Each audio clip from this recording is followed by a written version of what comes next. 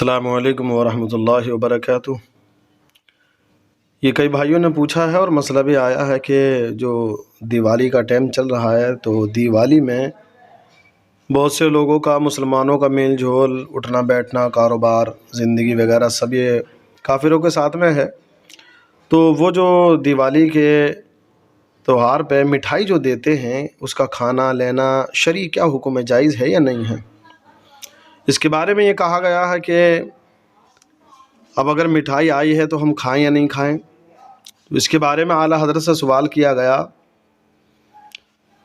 ملفوظات اعلیٰ حضرت میں کہ دیوالی میں مٹھائی وغیرہ بانٹتے ہیں، مسلمانوں کو لینا جائز ہے یا نہیں؟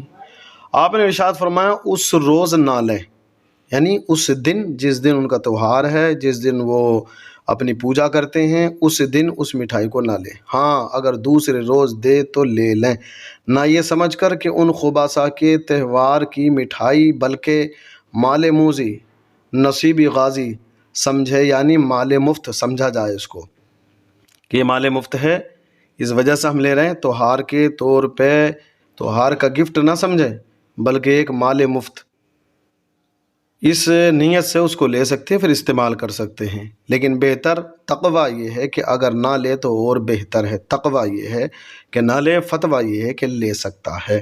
یہ ویڈیو کیسی لگی دوسروں تک بھی پہنچائیں اور ہمارے چینل کو سبسکرائب کریں اور دعاؤں میں یاد رکھیں۔ خدا حافظ۔